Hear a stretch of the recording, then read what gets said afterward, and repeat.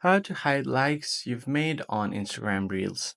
In this tutorial, I'll show you guys a quick and easy way to hide the number of likes on Instagram Reels.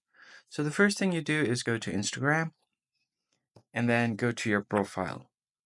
If you go to your profile and tap on the Reels section, as you can see, if I just like my posts, I'm able to see the number of likes right here. So if you want to hide it, all you have to do here is for a specific post, you can tap on the three dots at the top right, and here you'll see an option to hide the like count. Tap on it, and the like count will be hidden. So only when you tap on the like button, you should be able to see the like count, like this. So if you want to do this for all of your posts, you can find a settings for it. So go to your settings menu, and then from here you can scroll down.